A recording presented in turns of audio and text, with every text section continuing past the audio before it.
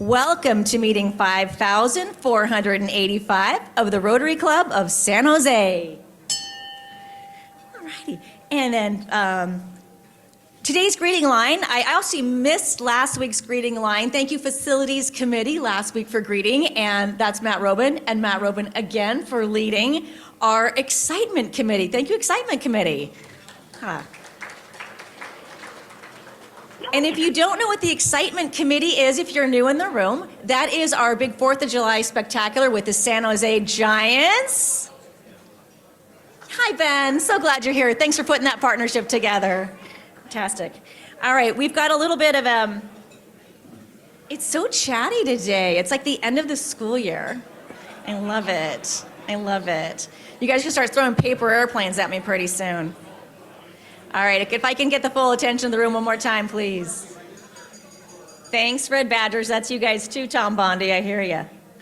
All right, we're going to do something a little different today. As you know, I had a very high goal of bringing 100 new members to our club this year. They're so excited. We're going to introduce them now. This is the second class of Red Badgers that we've introduced you, and we've got one more class coming up in 2 more weeks. So can we start off with me and Laura Lamana? Come on up. What we're going to do is, Laura Lamana, brand new member. And you're going to start off the pacer. I believe you're going to tell us a fun fact. Is that right? Yes. And why you joined Rotary. Take it away, Laura. Hello, everybody. My name is Laura Lamana. I work with Robert Half. Excited to be a Red Badger. Wanted to join for a sense of community and just being connected to the area. Fun fact is I am unfortunately both a Padres fan and Buffalo Bills fan. So hopefully one day I'll see a championship. Thank you. Thank you so much, Laura. Great to have you. And you can go ahead and make your move back to your seat. Now, next up, Sarju, you're going to be on stage for a little while here. You and Michelle, you and Leah, and also for Ron Gonzalez. Come on up and tell me who you're introducing, please. Wait, I got to do one thing. And there we go. Thank you. Don't worry, I won't be up here for too long. Also, wow, I don't think that meets the 4-way test. I am going to say, though, real quick, June 4th is your deadline to get in applications for membership to be considered in the month of June under President Heather's tenure. All right, so you got a week, next Wednesday. Thank you. All right, so I am happy to introduce on behalf of myself as well as my co-sponsor Michelle Loxton, who's very shy and in the back of the room, Vivian Tran as a new member. Come on up, Vivian.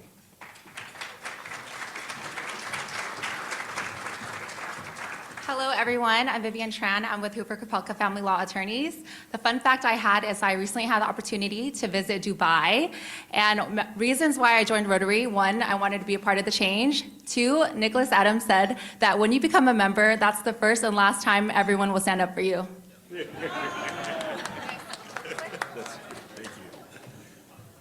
you. Okay, I also have the privilege of filling in for a couple of sponsors who couldn't be here today.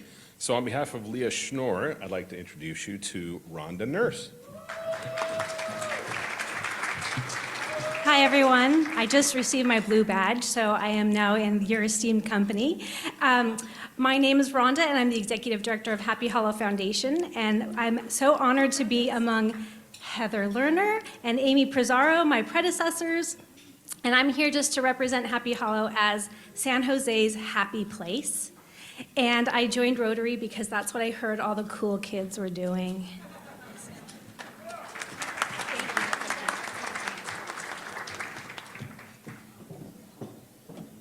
And lastly, I get to fill in the shoes of a San Jose mayor, which is pretty cool.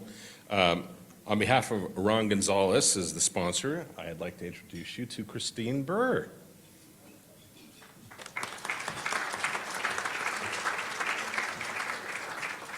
Hi, everyone. My name is Christine Burr, and I'm the president and CEO of Junior Achievement of Northern California.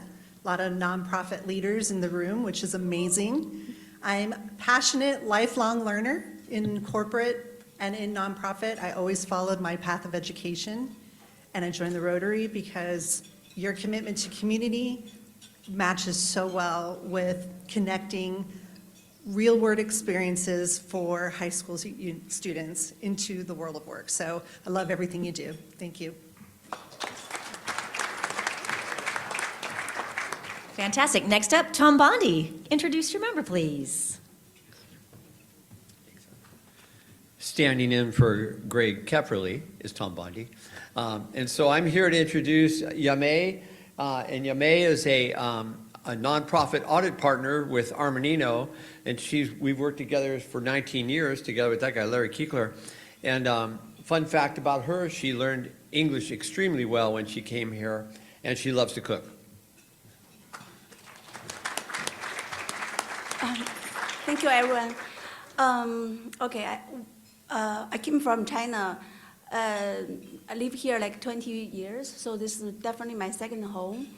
I feel so lucky. When I started working, I worked with Larry, Tom, and since then, so almost 20 years, we always work together. They are my friends, mentors, and they all here. So Larry actually mentioned many times about Rotary, and finally I make today here. My New Year resolution is make a connections. So Tom told me this is the place, this is the community you want to join. Thank you.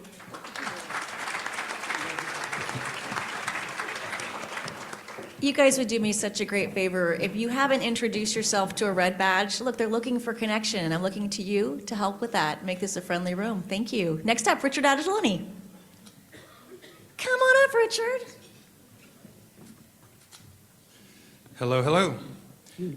If Willy Wonka swapped candy for crypto and decided to decentralize the chocolate factory, you'd get Jonathan Padilla. Jonathan is a true digital explorer. Welcome, Jonathan.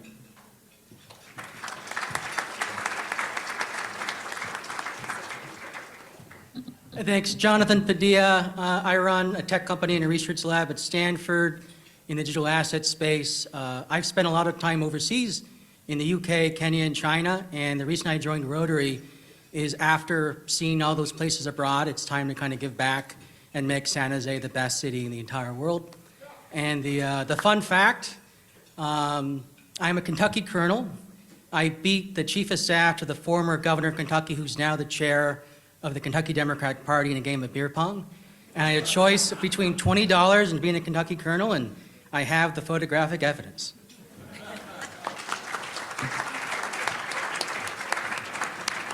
I bet he put that 20 bucks into crypto. Now it's worth like 1,000. Rod Diridon, tell us more about the Rod Squad and your great expansion. Thank you, Your Royal Highness. And we do have several new members here. The one characteristic of them common is that they're all leaders. And that's the criteria that we're all seeking for Rotary. And the first is Jim Free, past president of the Campbell Chamber of Commerce and many, many other activities, an entrepreneur.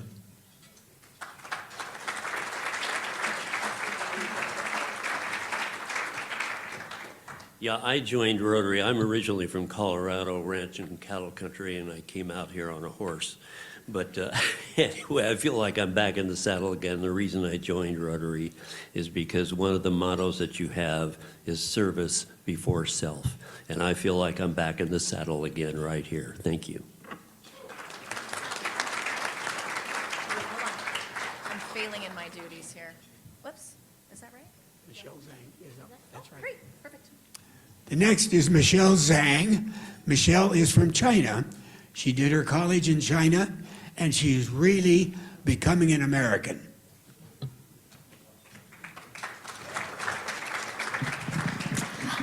It's my great honor to be sponsored by Mr. Diridon. My name is Michelle. I moved to San Jose from Chengdu, China about 8 years ago. This city truly welcomed me with open arms and helped shape who I am today. So I have a passion. I'm passionate about connecting Chinese immigrant community with our local San Jose community, helping promoting mutual understanding and collaboration. Mr. Diridon told me Rotary is the best place for people who care about service and leadership. So here I am. I'm very excited to contribute and to be part of this amazing community. Thank you for having me.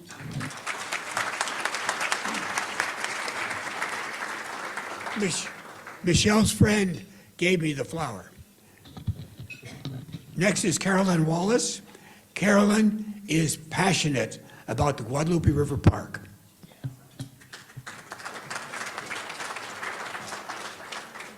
Hi, everyone. Thank you for the kind intro, Rod. As Rod mentioned, I'm a board member at the Guadalupe River Park Conservancy and help lead partnerships at Sequoia Capital. I joined Rotary to multiply my impact in the community and to learn from all the amazing leaders in this room. So thank you for having me.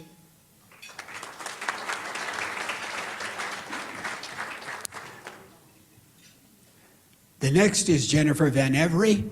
Jennifer is now a member of that massive family, the Van Every family, that has been leading in the valley for years and years.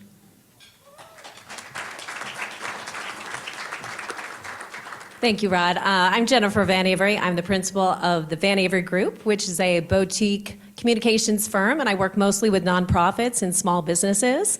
I joined Rotary because Rod is relentless, as everyone knows. I affectionately call him the Rod Father. I've known him for 30 years. But more importantly, I'm really excited to be here. I know a lot of people, and I'm excited to meet more people, and I'm really excited to do service for this great city, San Jose, which I have been in for 30 years now, which is amazing because I never thought it would be this long, but I've come to love it like everyone else here. So thanks for welcoming me.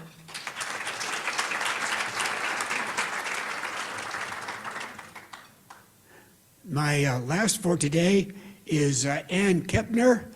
Ann is an attorney. Came up the hard way, worked her way through various schools, and has a past chair of the board of West Valley College.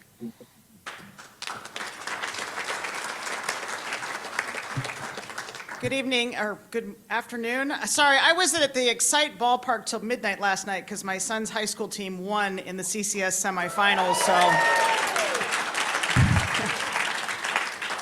I came home pretty excited and don't have a lot of sleep. Anyway, my name is Ann Kepner. I'm a lawyer here in San Jose and have been for 30 years. I grew up in West San Jose. I'm the product of our public schools from kindergarten through law school, and I have the honest and really great pleasure of serving as the West Valley Mission Community College District Board of Trustees president currently. And that just brings me tremendous joy, and I'm really excited to be back into Rotary and here to serve the community even further. Thanks. All right, latest editions of the Rod Squad. Thanks so much. Give me your seat. And I just thought Rod had taken up crocheting or something. He looks really nice with that flower. Johnny Camus, here's Johnny. Thank you. So it's my great honor to introduce two dynamic, a dynamic duo that I've gotten to know through business outreach. Catherine Pennington and Ani Gahian. They are the dynamic duo that does marketing for business. They run the Alameda Business Association, and they are actually mother and daughter. Come on up. Hi, everyone. I'm Catherine Pendleton. I'm a co-owner of Ani and Cat. We're a marketing and business development firm here in San Jose. We basically work for governmental agencies, nonprofits, and small businesses. And I joined the Rotary because I feel like our communities are only as strong as what we choose to put into them.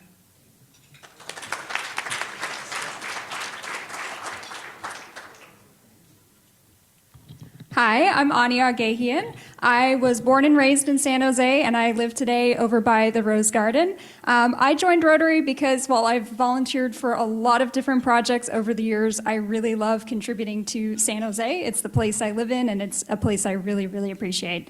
A fun fact about me is at one point I could read, speak, and write elementary Hebrew and Farsi. Unfortunately, I no longer have those skills. Thank you. Well, shalom. Welcome to Rotary. Oh, we've got Jean Serpa next. Come on up, Jean.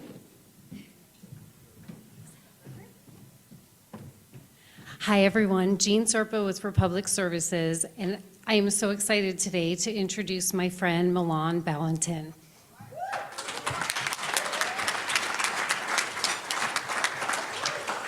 All right, my name is Milan Valentin, and I have the pleasure of running the African American Community Service Agency here in San Jose. Serving the people since 1978, not me, I was not born in 1978. Just want to be clear about that. I joined the Rotary because it's uncomfortable sometimes to join different groups. I'm truly an introvert, believe it or not, with extroverted tasks.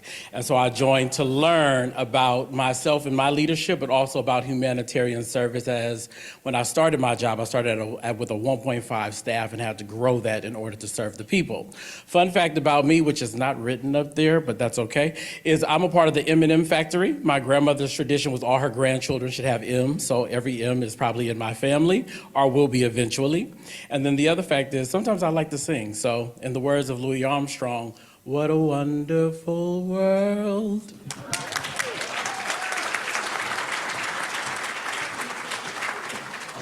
Fantastic. Danielle Zazueta. What's up, everybody? It is my great pleasure and honor to introduce and sponsor my colleague at the San Jose City Attorney's Office, Brian Kimball. Brian is a Cal Bear and a graduate from Santa Clara University School of Law. Go Broncos. And a wonderful person. His name is Brian Kimball, so I'm going to introduce Brian Kimball. Brian Kimball, come on up here.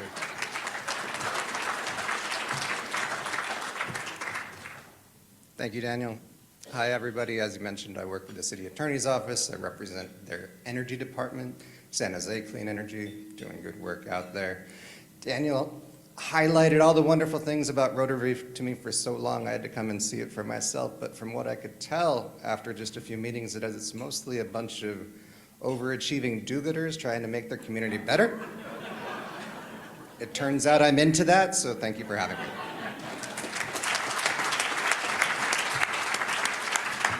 And rounding out today's illustrious crowd, Dagmar, come do our final introduction, please. Hello. I'm very pleased to introduce today my former colleague at the Alzheimer's Association, Zach Suggs. Zach, come on up.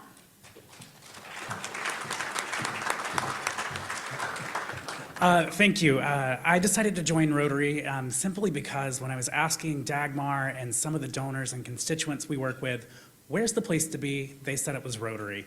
I'm excited to be a part of the service here, and my fun fact is 3 years ago today, working at the Alzheimer's Association, I got a phone call, and my then boss said, we need you to go to San Jose. And I said, okay, great. Where is that? 6 months later, Dagmar, over a bag of truffle popcorn, convinced me to become a Californian, and it's been one of my most exciting adventures thus far.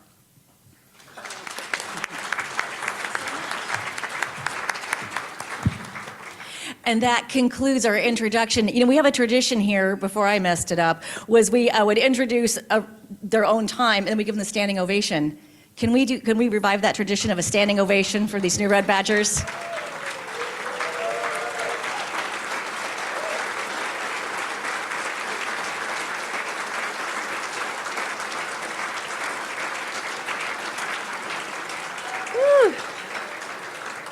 New Red Badgers, I hope you can feel that love. There's nothing like the power of that crowd in this room. We're really glad you're here. Carl Salas is going to make his way up to talk about Youth Exchange. We did have to miss guest introductions today, but I do want to give a shout out to the first gentleman who's been supporting me this whole time, who doesn't like to be introduced. And the first gentleman is sitting with the first son, Noah Lerner, who is gracing us with our presence today. Thank you, Prince of Dalziel, as always, for your presence. Carl Salas, come on up. Hey everyone, I'm representing our Youth Exchange Committee, and Fabiola has been here for a year, studying high school as a junior. She came in as a Spaniard and she's leaving as a, well, she'll tell us.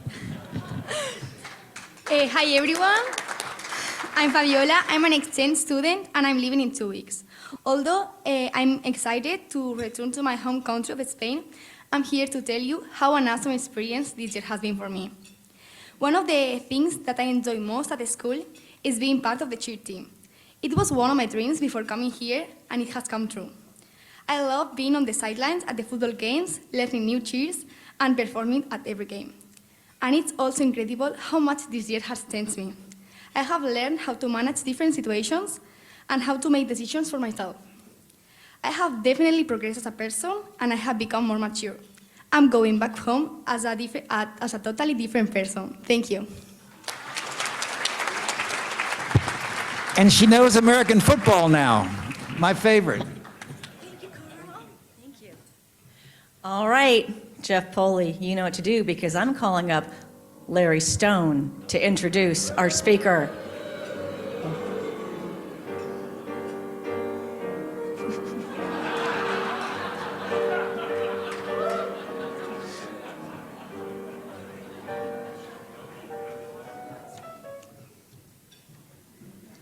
Well, thank you for that warm introduction.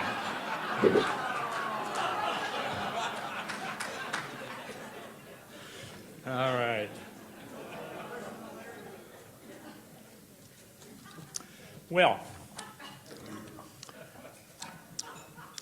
Sam has been our mayor and now is our congressman. His bio was in the Rotary Bulletin on Friday. So there's not much more I can say to introduce Sam that you don't already know. As I've done before, I asked Sam to tell me a story that nobody knows. We all know that politicians like to have parks and buildings named after them. Sam's grandfather was initially named after him. That's right, his grandfather. Sam's grandfather, Sam Liccardo, was born Salvatore. His first name was Salvatore, to a Sicilian immigrant parents, and grew up in a predominantly Jewish immigrant neighborhood in Brooklyn. The Jewish kids couldn't pronounce his name, so he was called by his grandfather by Sammy instead. As both the kid and the adult, Sammy's grandfather signed his name Samuel Liccardo on all official documents. Well, apparently his parents never told him otherwise. Only after Sam's birth, who everyone believed was named after his grandfather, did Sam's grandfather discover his birth certificate, listing his name as Salvatore. So his grandfather changed his name to Sam to align it with the long-standing belief about his own name. So Sam's grandfather was actually named after Sam. Go figure. Please welcome Congressman Sam Liccardo.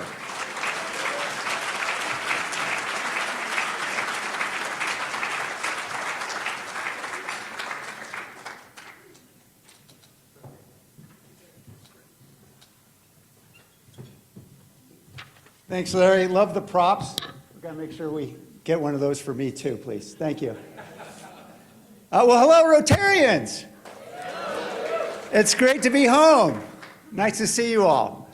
You have no idea just how happy I am to be in San Jose and not in Washington, D.C. First, I want to say thank you to Larry for inviting me to come join you. Thank you, Mrs. President. Where are you? Oh, there you are. Hi, Heather. Thank you, Mrs. President. You have no idea how many years I've been hoping to say Mrs. President, but thank you, Mrs. President. I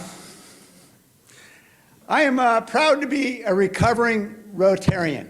For those who don't know, maybe a little younger or newer here, I came in as a city council member. I was brought in by the late, great Shirley Lewis. I know many of us remember very fondly. She was a mentor of mine. Yes.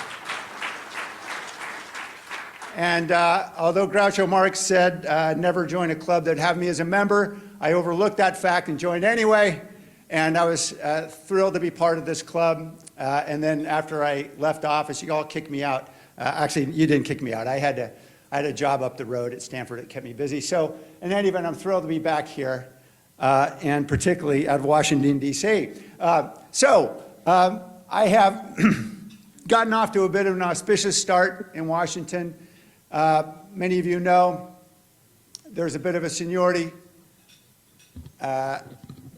scheme in Washington, D.C. and Congress that's operated for a couple centuries. I am the lowest form of human life, that is a first-term member of the minority party, as we all learn. I went through an interesting process for office selection the first day of orientation, imagining that I might inherit the office of some great distinguished member of the House of Representatives before me, someone like John Kennedy, Abraham Lincoln, maybe somebody more recent like Shirley Chisholm, some legend, and of course I got George Santos. So we had the office fumigated, Jesuit came in, did a little exorcism, and we're still checking for FBI bugs. So, as a first-term member, you have to learn a lot of things. One of the things you have to learn is how to find anything. And I know I see my friend Steve Weimer here. I know he spent a lot of time on the Senate side. We view, of course, Republicans, as Democrats, we view Republicans as the adversary, but the Senate as the enemy. But nonetheless, all first-termers have difficulty getting around. Many of you know you've navigated Capitol Hill. There are these tunnels, and the tunnels go in all directions, and they're very confusing. And so I thought my process would be if I just walked very fast wherever I was going, people would think I knew where I was going. And I thought that was working until one day I overheard a staffer say, "I think that's his fourth lap." Nonetheless, I did find the bathroom. We're doing fine. So we're going to talk about a lot of issues. I'm not going to give a long speech, and you've heard that before from politicians. I'd love to talk about whatever you're concerned about the budget bill, about what's going on in Gaza, whatever is on your mind. But I thought I would just say something briefly about this extraordinary moment we're in, because I hope that this is a moment when, as a country, Republicans and Democrats, we can unite about something we critically need to, and that is protecting our Constitution and upholding the rule of law. And I don't view this as a partisan issue. I think that I have a lot of friends who are Republicans who are equally abhorred by those in power who do not conform to what the Constitution has long held and what we've long believed, whether it's around the issuance of executive orders that have already been deemed violative of the 14th Amendment by 3 different federal courts, Republican and Democratic appointed judges, around birthright citizenship, around the threatening of academic independence of our universities. There is a First Amendment for that, around extracting $300 million in fees from the issuance of Doge coins, or I'm sorry, not Doge, excuse me, Trump meme coins. Sorry, Freudian slip. The acceptance of a $400 million plane. There is an emoluments clause in the first article that should mean something to all of us. Threatening the survival of nonprofits who are providing basic human services and supporting organizations involved in political dissent. Of course, we do have a First Amendment for that as well. The arrest of judges, the arrest of people without due process prior to deportation. We have a Fifth Amendment for that. The usurpation of congressional authority over spending and over tariffs. We have Article 1 for that. There's a lot of provisions in this Constitution. I'll stop there. I think everybody gets the idea. We haven't encountered this before. Republican or Democratic presidential administrations, we've never seen this before. And so a lot of folks naturally ask, because I've been through a few town halls, and what I've learned is that we yell because we love. And there are a lot of folks who are pretty frustrated right now, and pretty angry and pretty scared.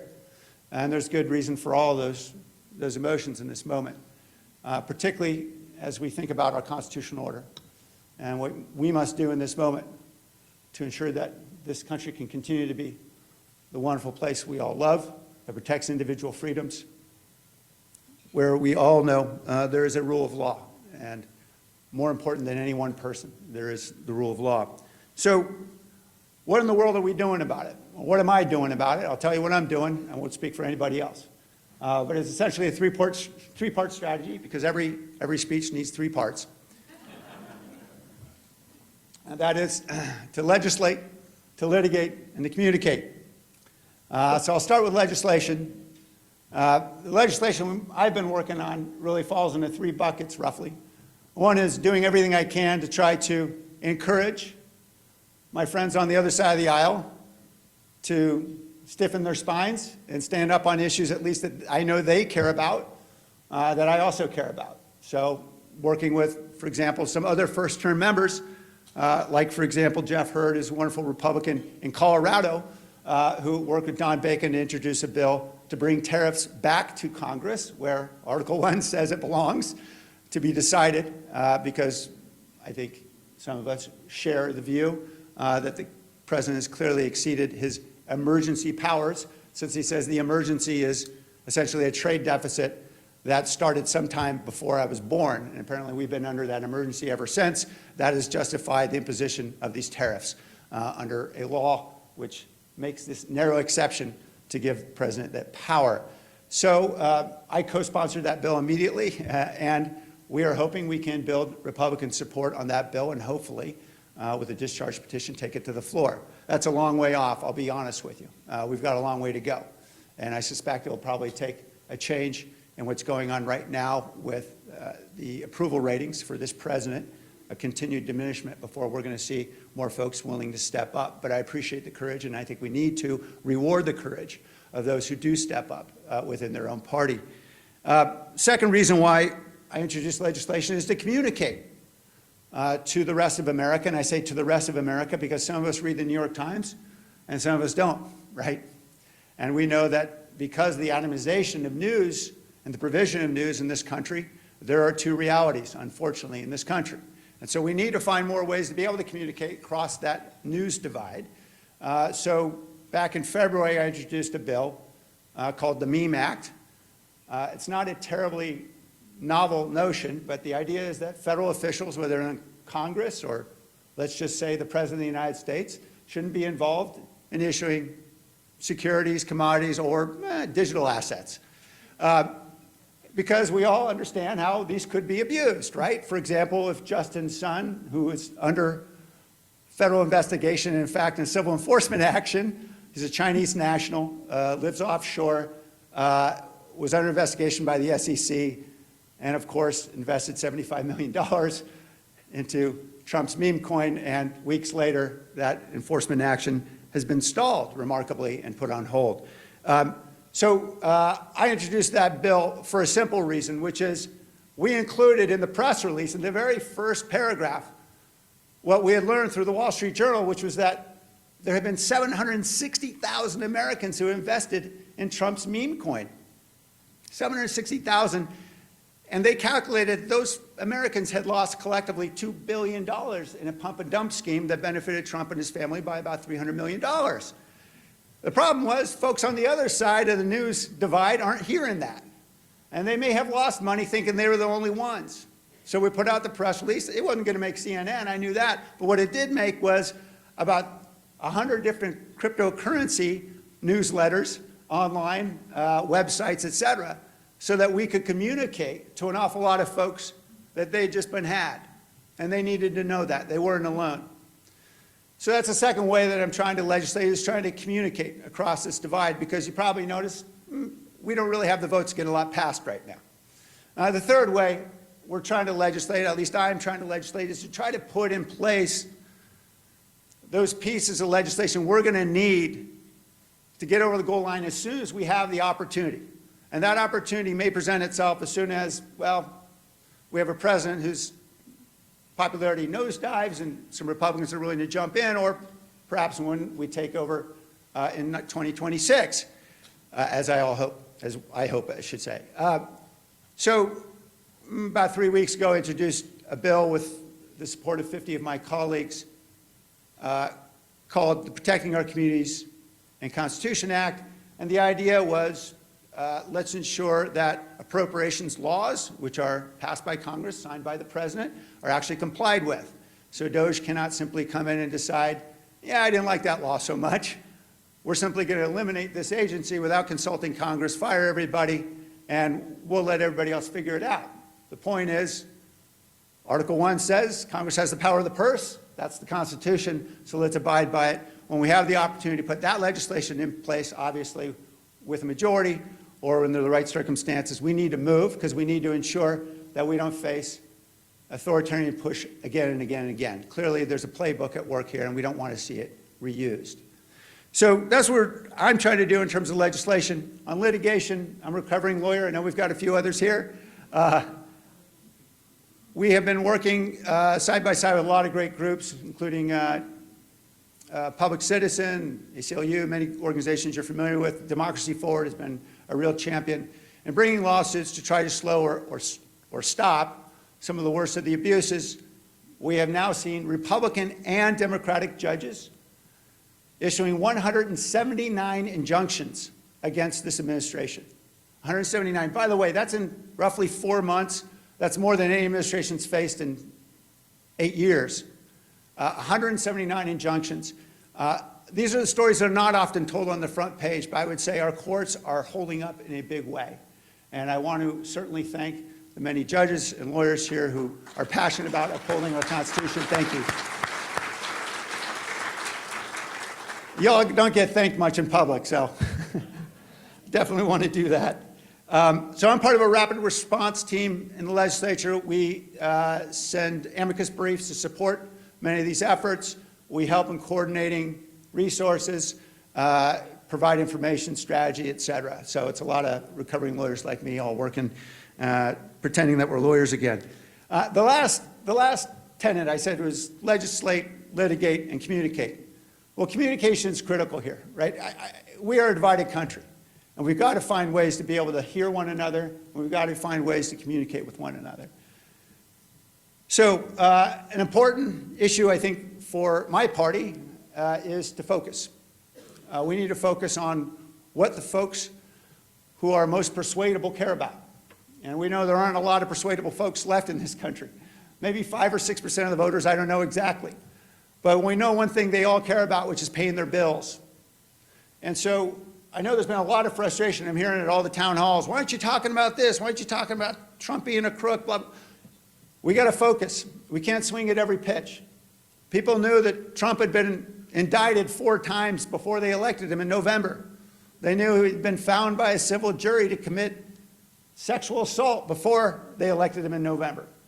We got to focus on what matters to people, and that is their ability to pay the rent, to pay for their insurance, to be able to get health care, all those critical things that we know Americans are struggling with. So you're going to hear a very focused message, I think, based on certainly conversations I've been having internally, and you're going to hear that predominantly from me as well. What can we do to help more folks who are struggling to survive, to feed their families? We can send messages in other ways, certainly, and we need to hold up those stories that are compelling. I had an opportunity to do that recently, well, not so recently, I guess it was in March, when the President spoke at the joint session of Congress. Many of you know we've seen devastating cuts. The Veterans Administration plan is for 80,000 layoffs at the VA. This is an administration that already had 60,000 vacancies. We know many of our veterans are dealing with long waiting times, a lot of challenges because of understaffing. By the way, I was just at the Palo Alto VA. They do an incredible job with the team they have. So thank you for those of you who might be supporting them in any way. But Daniel Sendecki was one of the veterans, one of the 8,000 veterans who was laid off. He was involved in serving at the VA hospital up there. And so I invited him to come be my guest for the joint session of Congress. And you may have read about this. I think Sal may have written about this. So we announced the day of the joint session that Daniel was going to be the guest. And why? And 2 hours later, Daniel saw an email that said he'd just been rehired. Now, I don't think there's any coincidence, but who cares? So we're going to try to do what we can to hold up those examples, those human stories. Those are critical, right? Our veterans, particularly since we just commemorated Memorial Day. These are people who sacrificed, serve, and we have a sacred obligation to uphold to them. And there's going to be a lot of other ways we're going to communicate. I think in a few weeks you'll hear, I'm working with a few friends, including the City Attorney San Francisco, about how we can take action as to those law firms that have capitulated and decided to essentially engage in what I consider bribery with this administration and commit hundreds of millions of dollars, more than $1 billion in pro bono services, essentially in exchange for continuing to have their attorneys have access to government buildings and records. This is a pay-to-play scheme like we've never seen before in this country, and I believe that managing partners who agree to that should be disbarred. So we're working with a team of lawyers to do that. Because as lawyers, I think we all know we have an ethical obligation, and we need to uphold that regardless of political pressure. That's why we hire lawyers, is to fight when we're under pressure, not to capitulate. So we're going to continue to convey messages in various ways and look forward to working with many of you. I know many of you are passionately involved in different ways, so thank you, including being out there on the streets. We need that too. So with that, I'm going to stop talking, and I would love to hear your questions and your ideas and your rebuttal, if it's Larry.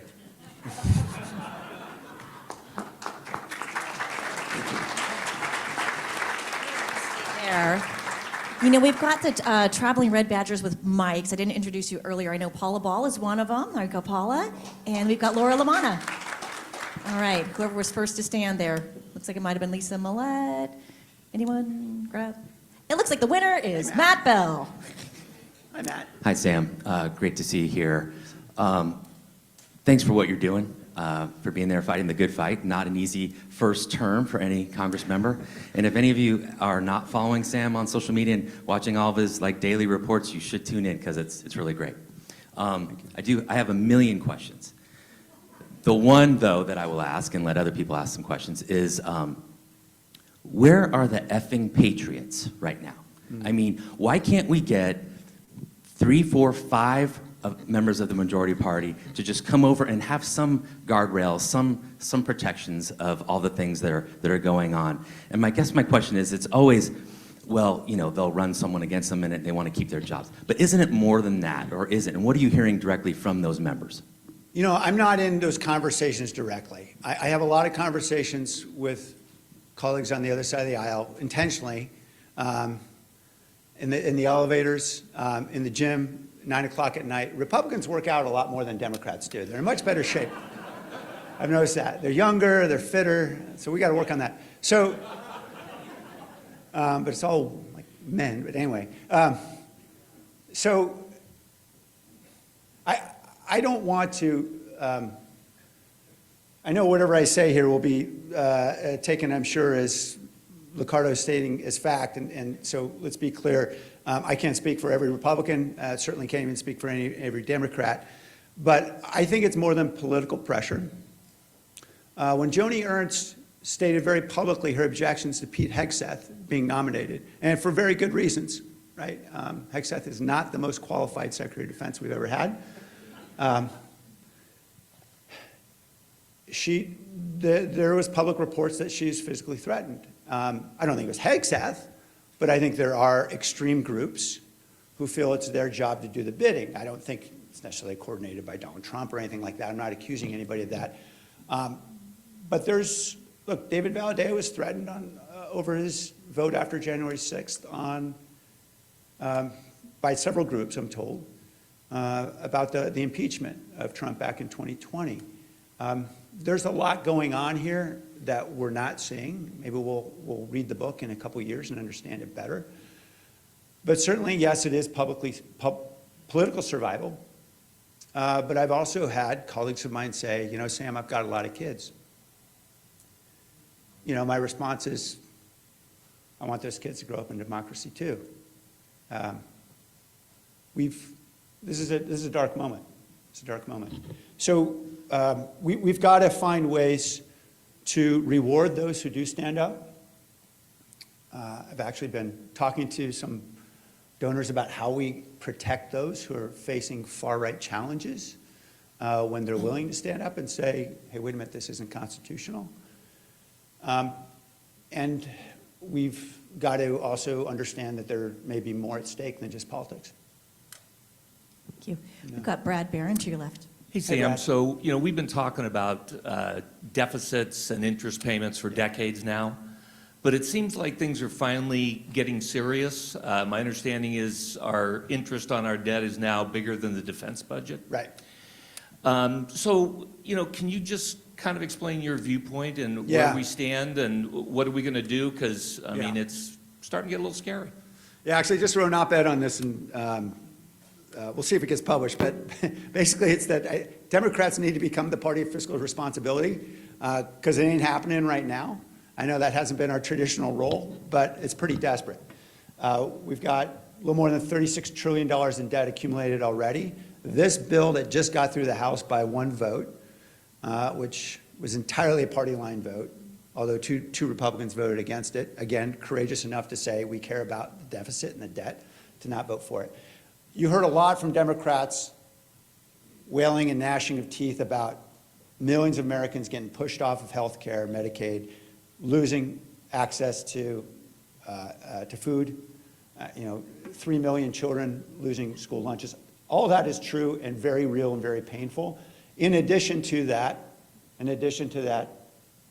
between 3.1 and $5 trillion will be added in addition to the current state of debt accumulation because of this budget. And I say it's between that amount. It depends on whether or not these temporary provisions become permanent. We all expect they'll be permanent. Once you tell somebody that their personal exemption has gone up, nobody's going to go back on that. So it's basically $5 trillion of additional debt in addition to whatever we were already adding it at a rate of about 1.9 trillion a year. What does this all mean? This is the most fiscally irresponsible budget that we've ever seen in our history. It's entirely created by the fact that Donald Trump painted his party into a corner and made a commitment that he didn't know how to pay for. And that was to continue the $3.8 trillion of tax cuts from 2017 and to add some new ones on as well. And look, some of those tax cuts were good ideas. There's some I absolutely support. But you don't support all of them if you don't know how to pay for them. And look, I know my party hasn't been the party traditionally of fiscal responsibility, and I've had issues with that myself. So someone's got to grow up and be the adult in the room. So I'm going to be putting that message out pretty clearly. And I think I'll have some colleagues on the other side of the aisle, hopefully that will join in. And the hope is that if we beat this drum enough, what we know about this budget is it's got to go to the Senate next, right? The Senate's going to change some things, and it's going to come back to the House. We got another bite at this apple, and I'm hoping that if we can stir things up enough precisely around that issue, Brad, I'd like to think that we'll put the Republicans in a tough spot to actually get it passed. And if we can do that, then they'll actually have to reach across the aisle and talk to Democrats about how to pass a budget, God forbid. We used to do that a lot. They don't do it anymore. So stay tuned. Thank you. Lisa Millette. Hi, Sam. Good Hey, to Lisa. see you. We're very proud of you. Thanks for your Lisa. service. Thank you. I wish that my question didn't come right after that one, but we aren't talking about trillions. But I was wondering if you would do me a favor and give Gavin a call and just to ask him to please not cut the $11.5 million from the state budget that has been allocated for the Equitable Payroll Fund for nonprofit arts organizations. It was just a couple weeks ago, he put it on the chopping block. We've already all done the work, basically expecting that, and you will see more arts organizations close in the state of California if that gets cut. And it's only 11.5 million, not trillions. Yeah. So just give him a call for me. That's you can find that in the couch kitchen somewhere in Right? Sacramento, right? It's an accounting error. Yeah, right. So I'll tell you, the easiest thing in politics is to say, yeah, that other guy should make sure that money gets there.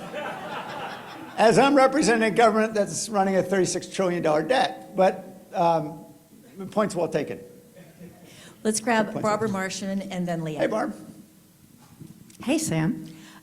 So you and Rokana, who also represents some obscure parts of San Yeah. Jose, like College Park.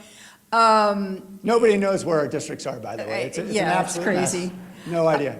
So both of you have engaged in speaking at Republican majority districts, taking town halls to those districts.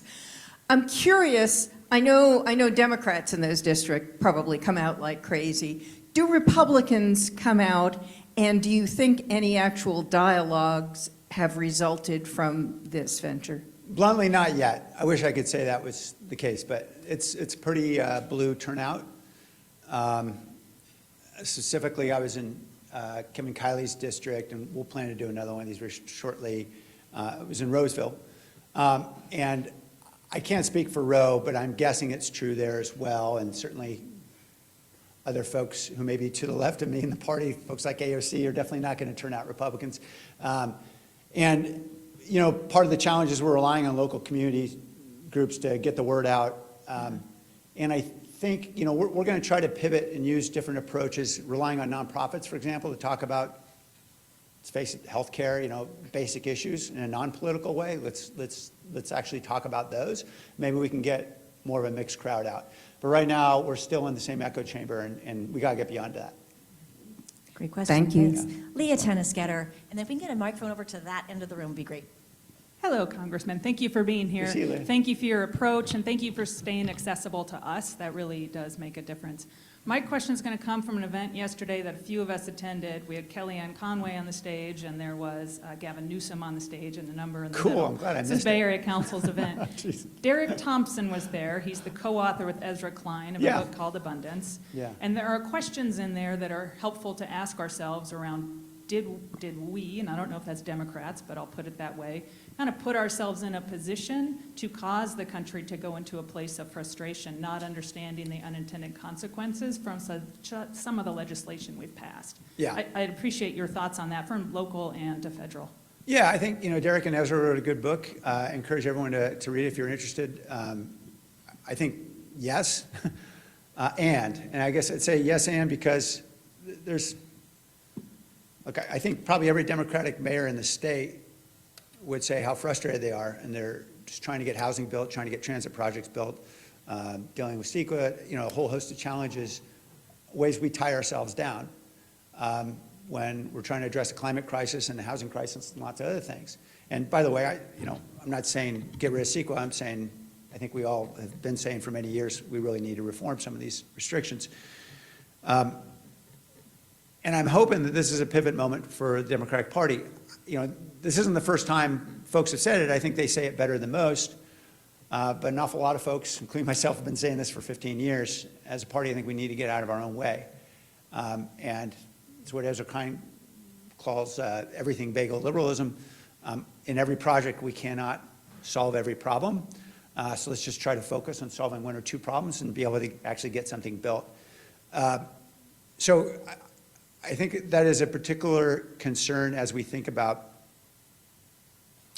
a lot of tech issues, and here's where I'm going to get myself into really hot water. You know, look, I know tech bashing is popular on both sides right now. Republicans, Democrats, it pulls off the charts. And there's plenty of good reason for tech bashing. Yeah, I understand. Look, I think Amazon doesn't treat small vendors very well, and that antitrust suit's appropriate. But right now, we're in a pretty existential race with China. If China gets to a certain state of AI, I won't say exactly what, or gets to supercomputing before we do, it doesn't matter what rules we put on AI or supercomputing, because we're going to be under their rules. And that's a pretty miserable world, I think, to live in. So we've got to think more about how we're able to accelerate at the same time let's stay true to our principles. And look, be the first to say there's plenty of transgressions from big tech, from the oligarchs, but we do need to support innovation. And, you know, in our own party, as I think about the Biden administration, I can tell you there were a lot of folks I talked to who were big supporters of, you know, of Obama and Clinton and said, you know, we're sitting on our hands in this next cycle when we're trying to, you know, get Kamala elected. They're frustrated because, you know, what was going on, for example, in antitrust enforcement wasn't just taking on Amazon, it was scaring every single investor in biotech. When you got a one-molecule company that needs to get acquired so it can get to clinical trials, because those are really expensive, you need to get acquired. There's no way to go public, an IPO. And if everybody's scared because they don't know what the antitrust rules are going to be any given day, that's not going to happen, and the next medical innovation isn't going to happen.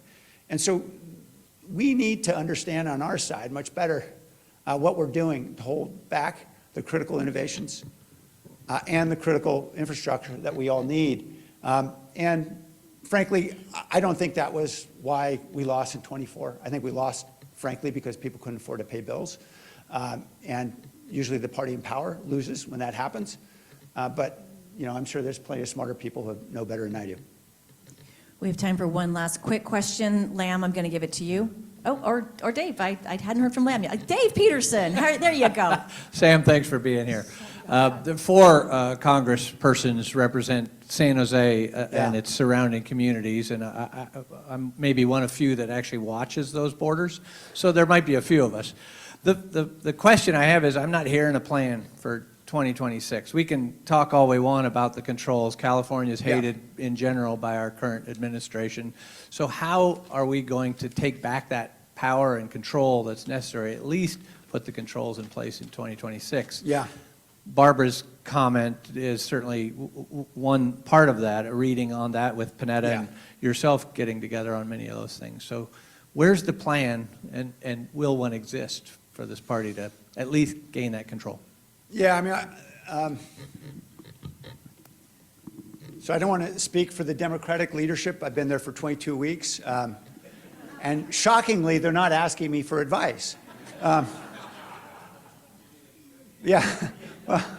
But look, here's what I can discern. I've been in a lot of caucus meetings, certainly had conversations with leadership. I'll tell you what I'm working on, and then what I think the party's doing. When I say the party, I mean loosely, basically leadership in the House. What I'm doing, a week after I got elected, I was at orientation, walked in Hakeem Jeffries' office, who's our Democratic leader, and said, we're losing Silicon Valley. And we're losing Silicon Valley because we know some oligarchs are going to go do whatever they do. We're not going to reel them all in. Peter Thiel made his decision many years before, I know.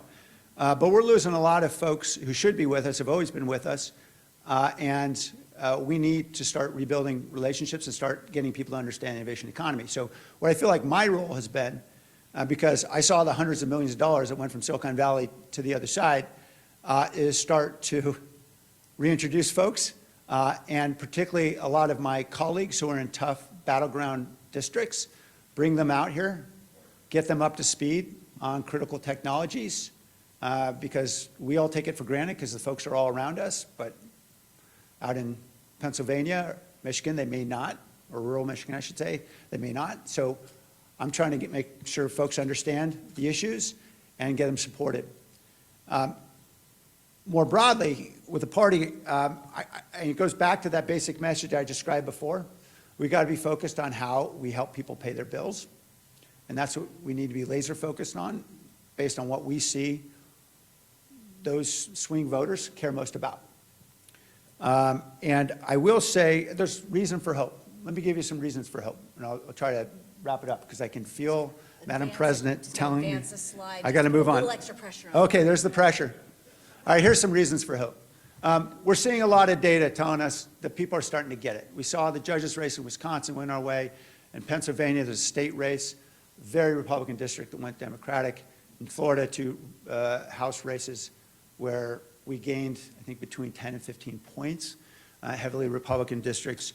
And then I think most tellingly, Elise Stefanik was Trump's nominee to be the UN ambassador.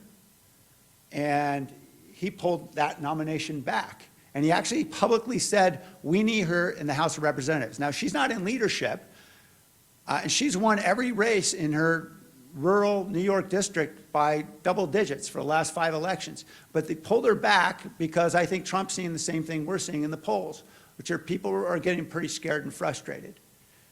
And so I think we have an opportunity. Now, we lost the presidency, the Senate, all the state houses. We lost an awful lot in '24. But what folks aren't aware of is we actually gained 2 seats in the House of Representatives. Because I think, as I talk to an awful lot of my colleagues in the House who are in some of those tough seats, those battleground seats, they're not talking about crazy issues. They're focused on very narrow set of issues they know are going to drive results, which is the cost of living. Maybe they're talking a little bit about crime, and they're staying in their lane. And I think they're very effective, and I think we've got a good team, and I think all we need is 3 seats to get the majority. If we're able to get the majority, then we make Donald Trump a lame duck president. So that's the focus. I know we can do it, and I'm convinced that we've got some great candidates who are coming up. We have 2 women, for example, are former veterans, and 2 seats in the Midwest. So I think there's some great candidates. And as we see approval ratings for the president drop, I think we'll start to see more momentum. So I feel good about where we're going. Obviously, we got a lot more work to do. And let's face it, it's going to be a tough road to get there. So thanks, Dave.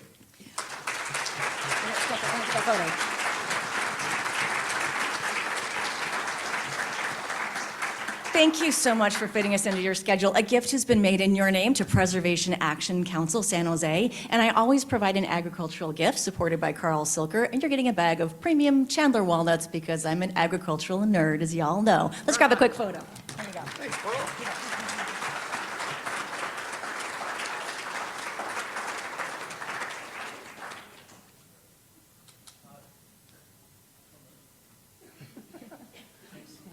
Thanks, Evan. Ladies and gentlemen, Congressman Sam Liccardo.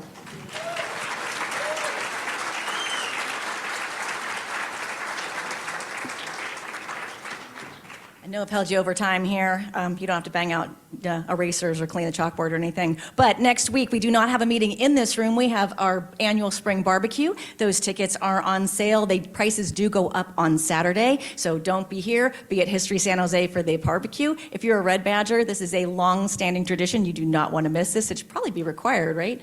Right, Tim and Steve? I think it should probably be required. All right, the quickest final thoughts ever. There's a Rotoplas meeting. Check that out. There's a, sorry, we got to go really fast here. Fantastic tour of the SJSU facilities last week. And I want to give a really special shout out. We've got, of course, the district meeting this Saturday. You're going to pause on, see that QR code there? This is the big district meeting held in San Jose. Pretty great.